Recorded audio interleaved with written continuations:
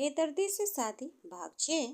विश्वास अभी अपनी फटी आंखों से देव की ओर देख रहा था। उसे संभालते हुए कहा, आर यू किडिंग मी? देव ने कहा, मुझे तो लगता है कि गुनगुन से डिवोर्स लेने के पीछे भी तुम्हारा यही कारण था। और दूसरी चीज जिस पर अब मुझे यकीन हो चला है वो ये है कि इतना कहकर वो रुक गया और विश्वास की और तिरछी नजरों से देखने लगा। विश्वास ने पूछा, दूसरी बात क्या है वो भी बताओ मुझे, आखिर मैं भी तो सुनूं कि जिस दोस्त के लिए मैं जान भी न्यौछावर करने के लिए तैयार था वो मेरे बारे में कैसी सोच रखता है। हूँ देव पर उसके इमोशनल ड्रामे का कोई असर नहीं पड़ा, क्योंकि आदमियों को उसकी बीबी और माँ के आंसू के अलावा किसी के आंसू कमजोर नहीं बना सकते। इसीलिए देव ने उसे कड़े शब्दों में कहा, मिस्टर आहूजा, मुझे ये लगता है कि आज तक तुम गुनगुन को ढूंढने के बहाने अपने प्यार को ढूंढ रहे हो। माय गॉड देव, तुमने ये कहानी बनाना कब से सीखा? प्लीज मेरे बारे में ऐसे विचार मत रखो, मैं दुनिया को क्या मुंह दिखाऊंगा? विश्वास ने कहा। हो, ओवर एक्टिंग, देव ने कहा। उसकी बात सुनकर विश्वास ने अपने चेहरे के उदास एक्सप्रेशन को बदला और रूडली कहा, आई नो कि तुम हैंडसम हो, बट इतना भी नहीं कि मेरी नीयत तुम पर खराब हो जाए। हम भाई हैं, हमारे रिश्ते का कुछ तो लिहाज कर लिया होता। फिर कुछ देर रुककर उसने टॉपिक चेंज करते हुए कहा, चल अब मुझे मेरी लॉयल्टी पर विश्वास नहीं होने वाला तो मैं अब क्या करूं? बाकी की बात भाभी कहाँ हैं? देव ने कहा, मैं उसी के पास जा रहा हूँ। विश्वास ने उसका हाथ पकड़ा और कहा, बट मैंने सुना है कि अध्यय पत्ते बजाज तेरी शादी उस घमंडी काव्या से कराना चाहते हैं। याद है ना, तू कभी उस काव्या का आशिक हुआ करता था। कहकर वो हंसने लगा। ये देख देव ने उसको एक लुक दिया और वहां से चला गया। हॉल में आकर उसने देखा कि वहां की सभी लाइटें डिम हो गई और उसी के साथ एक सॉफ्ट लाइट के बीच उस अध्यपत्य बजाज खड़े दिखाई दिए, जिसके हाथ में माइक था। उन्होंने मुस्कुराते हुए कहा, सो एवरीवन, आप सब तो जानते होंगे कि ये पार्टी किस लिए, बट मैं दोबारा आप सभी के सामने अनाउंस करने चाहता हूँ कि आप मेरे पोते देव बजाज को अभी अभी इंडिया आर्मी से लौटा है, जिसने कई टेररिस्ट ऑर्गेनाइजेशन को खत्म किया है। वो अब से हमारा फैमिली बिजनेस संभालने वाला है और इसी के साथ वो सेटल भी होना चाहता है। आज उसकी और मिस काव्या सिंघानिया की एंगेजमेंट है। ये सुनते ही वहाँ मौजूद लोग आपस में धीमी आवाज में बात करते हुए बजाज और सिंघानिया परिवार का मजाक उड़ाने लगे।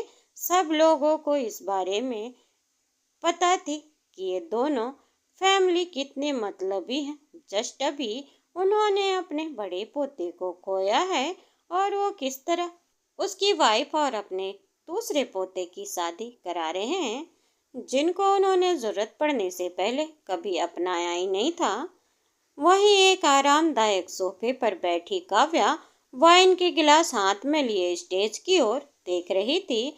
उसे भी पता था कि लोग उसके बारे में क्या क्या बातें कर रहे हैं, लेकिन वो एक बात को अच्छी तरह मानती थी कि जिसके पास पावर है उसके बारे में लोग बातें तो बना सकते हैं, लेकिन उनके पास इतनी हिम्मत नहीं होती है कि वो सामने से जाकर उससे कुछ कहें।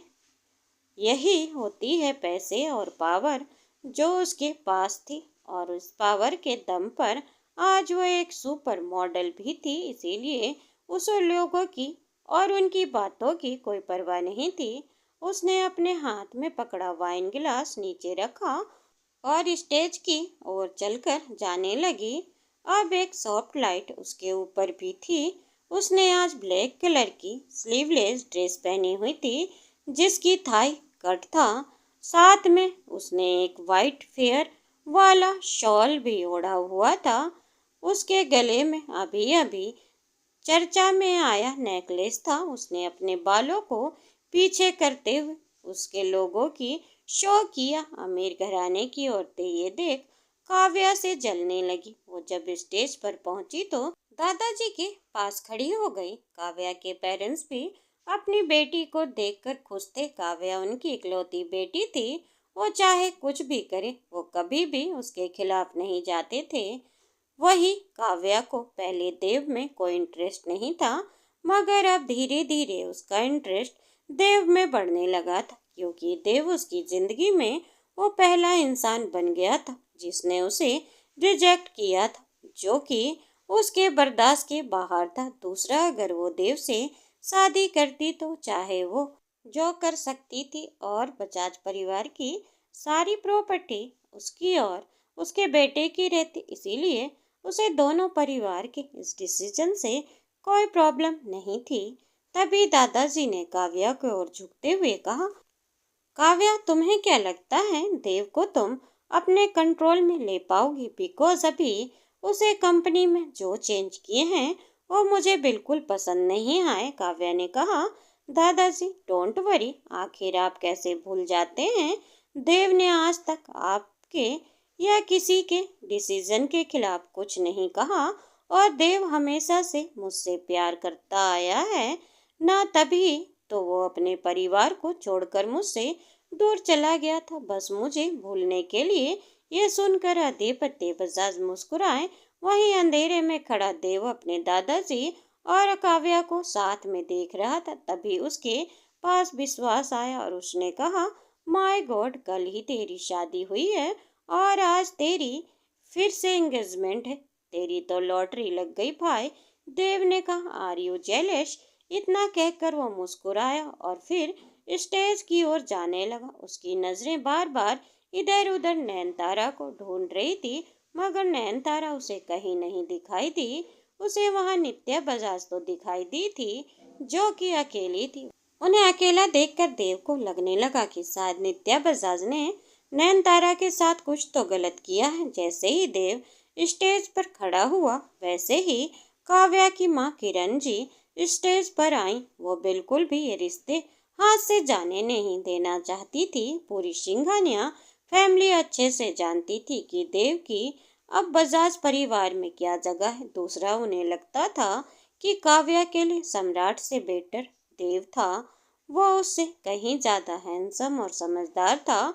दूसरी ओर सम्राट था, जिसे मरने के बाद भी उसकी गर्लफ्रेंड बजाज परिवार का पीछा नहीं छोड़ रही थी, जिससे कि सिंघानिया परिवार की रेपुटेशन भी खराब हो रही थी। इसीलिए दोनों परिवार जल्द से जल्द देव और काव्या की सगाई कर देना चाहते थे। किरण जी ने देव की और ज्वेलरी बॉक्स किया। देव ने उस बॉक्स से रिंग नहीं ली तो आदित्य बजाज ने कहा, देव, काव्या को रिंग पहनाओ, आज तुम्हारी एंगेजमेंट है। उन्होंने बड़ी बेशर्मी से ये बात कही, हालांकि वो अच्छे से जानते थे कि उन्हें देव से बिना पूछे, इनफैक्ट उसे बिना बताए बेघर ही सगाई तय की। ऐसा उन्हें इसलिए किया ताकि देव एन मौके पर सबके सामने उसकी बात ना चाहते हुए भी माननी पड़ जाए। मगर अब देव को खामोश खड़ा देख आदित्य बजाज को डर लग रहा था। उन्होंने फिर से कहा, देव, काव्या इंतजार कर रही। आदित्य बजाज की बात सुनकर काव्या ने अपना हाथ आगे किया। देव ने अभी भी किरण जी से रिंग नहीं ली, बल्कि उसने अपनी अनामिका उंगली से एक रिंग को निकाला। ये देख सबको लगा कि देव अपनी ही रिंग काव्या को पहनाकर उससे सगाई करना चाहता है। काव्या ने भी उस रिंग को देखा और मन ही मन सोचा कि वो एंगेजमेंट पार्टी के बाद देव की दी हुई उस 2 कौड़ी की रिंग को निकाल कर फेंक देगी और फिर खुद की खरीद वो ब्लू डायमंड की रिंग पहन लेगी। मगर उसने कहाँ पता था कि जो उसके दिमाग में चल रहा है उस पर देव पानी फेरने वाला। उसने मुस्कुराते हुए कहा, मिस काव्या, क्या आप प्लीज थोड़ा साइड हटेंगी? ये सुनकर काव्या और वहां खड़े सभी लोग हैरान रह गए। देव उन सभी को हैरत में ही छोड़कर स्टेज से नीचे उतरकर अवि के पास खड़ी नैनतारा के पास गया। उसका हाथ पकड़कर उसे स्टेज पर ले आया। उसने फिर सबके सामने तारा के नाजुक हाथों को पकड़ उस रिंग फिंगर में और रिंग पहनाई और सभी की ओर हैरान करते हुए उसने नयनतारा को उस हाथ को चूम लिया। फिर उसने मुस्कुराते हुए ही वहां खड़े होस्ट से माइक लिया और कहा, मैं आप सब से दादाजी की तरफ से माफी मांगना चाहता हूँ। दरअसल दादाजी से अनाउंसमेंट करते हुए एक गलती हो गई। आज मेरी सगाई तो है मगर मिस काव्या के साथ नहीं बल्कि मिस नयनतारा के साथ। ये सुनकर सभी लोग हैरान रह गए। वहीं दादाजी ने धीरे से देव के कान में कहा, देव तुम क्या कर रहे हो? तुम्हारी मेरी बात ना मानने की हिम्मत कैसे हुई? तुम जानते हो ना कि ये सारी प्रॉपर्टी, ये नाम मैंने तुम्हें दिया है। मैंने तुम्हें इन सब के काबिल समझा लेकिन तुम मेरे ही पीठ पर छुरा घोंप रहे हो। देव उनकी बात सुनी मगर ऐसे बिहेव किया जैसे उसने कुछ सुना ही ना हो और उसने माइक पर आगे कहा, मिस काव्या से भी माफी मांगना चाहूंगा। मैं जानता हूँ कि काव्या मेरे भाई से कितना प्यार करती है। वो अभी तक उसकी मौत के सदमे से उभरी नहीं है और दादाजी की उनकी इस गलती की वजह से उन्हें ठेस पहुंची होगी। इतना कहकर वो काव्या की ओर मुड़ा और उसने कहा, आई एम सॉरी काव्या। ये सुन काव्या आग बबूला हो गई। उसके पास आगे बोलने के लिए कुछ नहीं बचा था। वहीं मिस्टर बजाज ने देव को अपने एहसानों को याद दिलाते हुए उसे कहा, देव देखो अगर तुम ये लड़की पसंद भी है तो तुम्हें इसे अपनी गर्लफ्रेंड बनाकर रखना चाहिए ना कि अपनी बीवी बनाकर। तुम अब हमारे वारिस हो इसीलिए अब तुम्हारी शादी स्टेटस देखकर ही होगी जिसके लिए काव्या ही बेहतर है। और अब यहाँ हमारे परिवार का तमाशा बनाना बंद करो। देव ने कहा, मगर मैं शादी सिर्फ नयनतारा से ही करूँगा। ये सुन नयनतारा ने देव के हाथों से अपना हाथ छुड़ाया और कहा, नहीं मैं तुमसे नहीं बल्कि उससे शादी करूँगी। इतना कहकर नयनतारा ने अपने कंधे से देव का हाथ हटाया और अपनी उंगली उठाकर एक और इशारा करने लगी। काव्या, आदित्य और देव तीनों ने उस ओर देखा तो वहां हाथ में टेबलेट लिए अविक सूट बूट पहनकर किसी छोटे राजकुमार की तरह खड़ा था। नयनतारा इशारा करते हुए मुस्कुराते हुए स्टेज पर आया। नयनतारा ने झुककर उसे गले लगा लिया और कहा, इससे करूंगी मैं शादी। उसे ये सुनकर काव्या को गुस्सा आया और उसने गुस्से में उसका हाथ पकड़कर उसे अपनी ओर खींचते हुए कहा, लड़की तुम्हारी हिम्मत कैसे मेरे बेटे के साथ ऐसा मजाक करने की? तभी देव ने नयनतारा के चेहरे को पकड़ा। Are you drunk? इतना कहकर उसने सूंघ कर देखा तो उसे पता चला कि नयनतारा ने वाइन पी हुई है। ये देखकर देव की भौं चढ़ गई। उसने समझ आ गया था कि नित्या बजाज ने ही नयनतारा के साथ ये किया होगा। वहीं नयनतारा का तमाशा देखकर नित्या बजाज दूर खड़ी हंस रही थी। कुछ देर पहले नित्या बजाज नयनतारा को अपने साथ अपने रूम में ले गई थी। उन्होंने नयनतारा से पहले तो मीठी मीठी बातें की और उसे खाने के लिए काफी कुछ दिया। साथ में उसने उसे वाइन भी पिलाई थी। जब नयनतारा नशे के आगोश में जाने लगी थी तो नित्या बजाज एक शैतानी स्माइल लिए उसे देखती रही। फिर उन्होंने नयनतारा के साथ कुछ ऐसा किया जिसके बारे में देव या कोई और अंदाजा नहीं लगा सकता था। नित्या बजाज ने नयनतारा के बालों को बेरहमी से पकड़ा और बेहोश नयनतारा की ऐसी हालत करना चाहती थी जिसे देख लोग देव पर हंसे। उसकी दोस्त का कोई स्टैंडर्ड नहीं है। ये सब सोच उनके हाथ की पकड़ नयनतारा पर और मजबूत हो गई थी मगर नयनतारा ने उसका हाथ पकड़कर उसे झटक दिया था। मौका पाते ही वहां से भागने लगी थी। ये देख नित्या बजाज ने नयनतारा को पकड़ा। उसके गाल पर लगातार कई थप्पड़ मारे थे। उसका हाथ भी काफी कसकर पकड़ा था जिससे कि नयनतारा के हाथ में उनके हाथों की रिंग चुभने लगी थी। वो नयनतारा के साथ और भी कुछ करना चाहती थी मगर तभी उनके कमरे में अविक आ गया था जिसकी वजह से उन्हें रुकना पड़ा। अविक के सामने उन्होंने नाटक किया। वो नशे में धुत नयनतारा को संभाल रही थी। उस वक्त अगर अविक न आता, न जाने नित्या तारा के साथ क्या क्या करती। मगर अविक को देखकर वो बस मुस्कुराई उस कमरे से चली गई थी।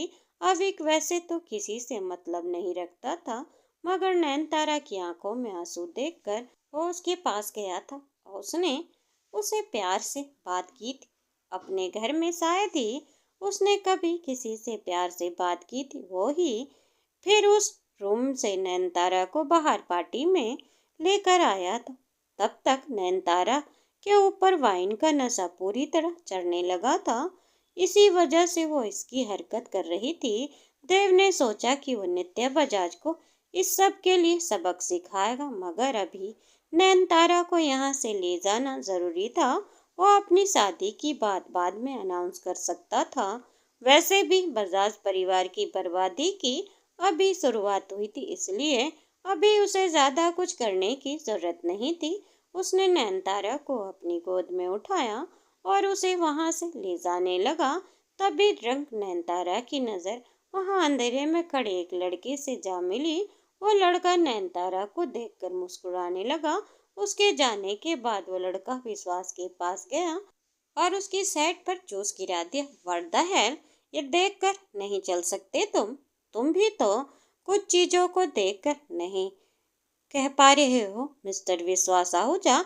ये आवाज सुनकर विश्वास ने अपनी गर्दन उठाकर उस लड़के को देखना चाहा, मगर अचानक वो लड़का उसकी नजरों से ओझल हो गया। विश्वास ने खुद से कहा, ये क्या था? वो लड़का मेरा नाम कैसे जानता था और किस चीज के बारे में बात कर रहा था? साइन विला पहुंचकर देव ने स्टेयरकेस से ऊपर चढ़ने से पहले बटलर से कहा, जल्दी से एक गिलास नींबू पानी बना।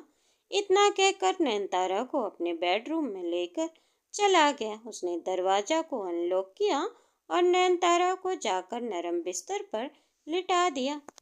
फिर उस कमरे की लाइट्स को ऑन किया और मुड़कर नयनतारा की ओर देखा, मगर वो ये देखकर चौंक गया कि नयनतारा के दोनों गालों पर किसी के हाथों की उंगलियों के निशान थे। उसने परेशान होकर पूछा, तारा ये तुम्हारे साथ किसने किया? नयनतारा ने आंखों में आंसू लिए हुए कहा, उस बुढ़िया ने किया देव।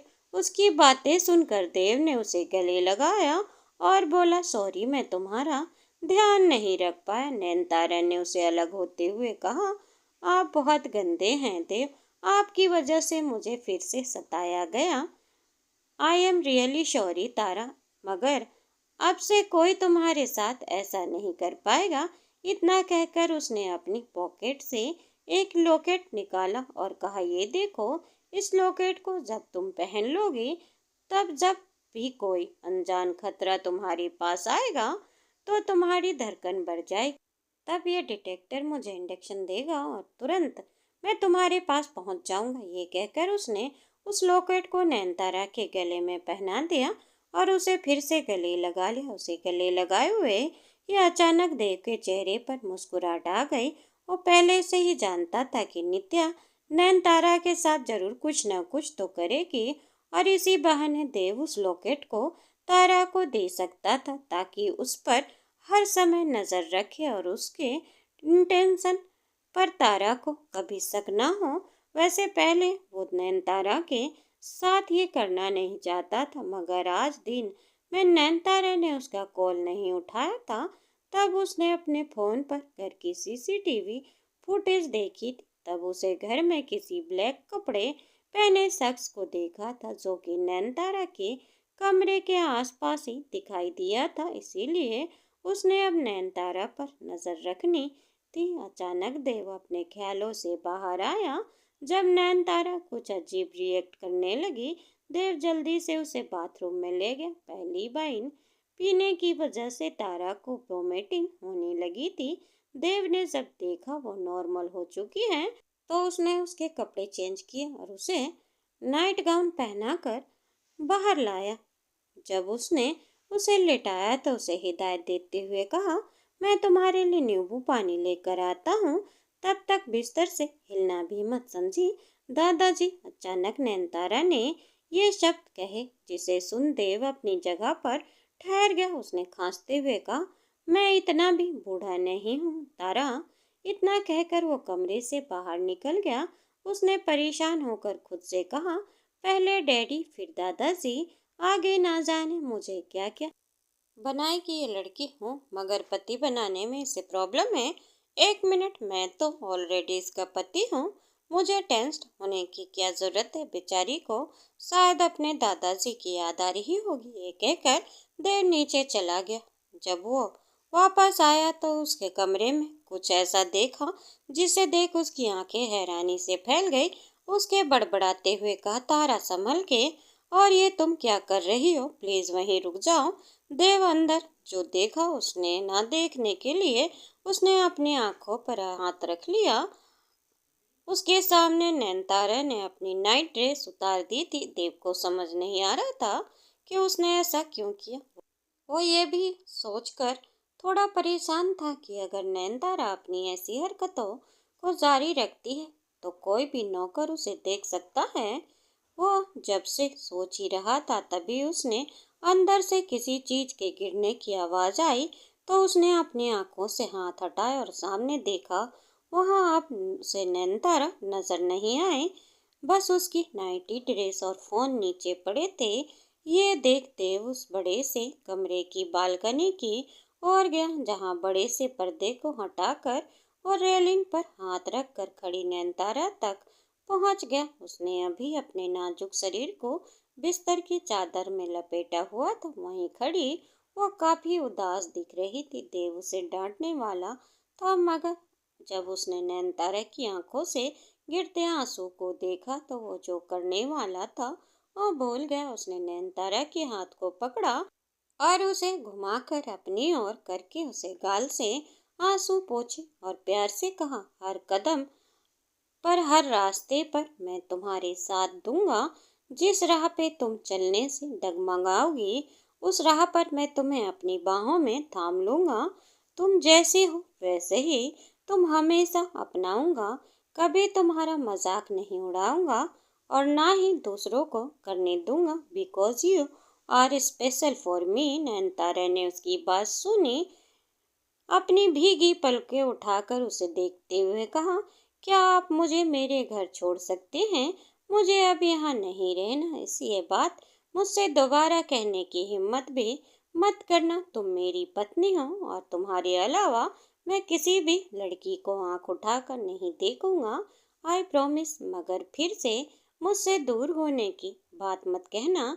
इतना कहकर देव ने उसे गले लगा लिया और उसकी पीठ को रब करने लगा। उसने ऐसा इसलिए किया था क्योंकि उसे लगा था कि नैनतारा को उसकी और काव्या की सगाई के बारे में जानकर बुरा लगा था, जिस वजह से उसने दूर हो जाना चाहती थी।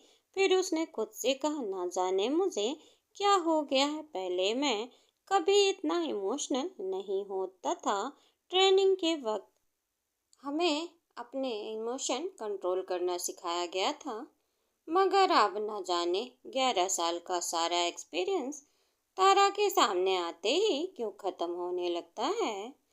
तभी उसे कुछ याद आया और उसने नैनतारा के बालों में हाथ फिराते हुए कहा, तारा तुमने कहा था ना कि तुम अपने दोस्त को पार्टी के लिए इनवाइट करोगे, लेकिन तुम्हारा तो कोई दोस्त पार्टी में आया ही नहीं। क्या तुम उन्हें बुलाना नहीं चाहती थी? नैनतारा ने कहा, वो आपने मुझे तो फोन दे दिया था, मगर मेरे दोस्त के पास फोन नहीं है, इसीलिए मैं उनको फोन नहीं कर सकती थी। वरना उस पार्टी में कितना अच्छा खाना था, काश मेरा दोस्त भी वो खाना खा पाते। देव ने कहा, अच्छा तो चलो उन लोगों को इसी विला में रखते हैं। वैसे भी तुम घर पर रहती हो तो मुझे तुम्हारी फिक्र रहती है, इसीलिए कोई तुम्हारे साथ रहेगी तो अच्छा होगा। मुझे उनसे कोई ऑब्जेक्शन नहीं होगा। नैनतारे ने अपना सिर झुकाते हुए कहा, मगर उन्हें होगा। इतना कहकर वो फिर से उदास दिखने लगी। ये देखकर देव ने कहा, कोई बात नहीं, मगर तुम उनसे मिलने तो जा सकती हो। आज मैं फ्री हूँ, तुम्हारे साथ चलूंगा। ये सुन नैनतारा ने अपनी चमकती आंखों से उसे देखा और कहा, मिस्टर स्वामी, आपने कहा था ना कि जब मैं न चल पाऊं तो आप मुझे अपनी गोद में उठा लेंगे। देव ने खुद से कहा, ये लड़की मेरी बातों को दूसरा मतलब क्यों निकाल लेती है? क्या मैं बातें बनाने में इतना बुरा हूँ? शायद मुझे इसके लिए मीठी मीठी बातें करना सीखना होगा। तभी वो नैनतारा के आगे खड़ा हुआ। नैनतारा ने अपनी बाहें उसकी गर्दन में डाली और उसके पीठ पर सवार हो गई। देव ने उसे अपनी पीठ पर ही लादे नीचे लेकर गया। जो भी स्टाफ वहां मौजूद था वो ये सब देखकर सुन रह गए। वहीं कुछ मेड्स जो कि डाइनिंग टेबल पर रखी चीजों को साफ कर रही थी, वो ये देखकर उनके हाथ से वो चीज गिरकर टूट गई। देव ने awkwardly उनकी ओर देखा और वो फिर विला से बाहर चला गया। दोस्तों, उम्मीद करती हूँ आपको हमारी कहानी पसंद आई होगी। कहानी पसंद आए तो वीडियो को लाइक, चैनल पर नए हो तो चैनल को सब्सक्राइब करना ना भूलें। बेल आइकन दबाएं जिससे मेरी वीडियो की फ्री नोटिफिकेशन आप तक पहुंचती रहे।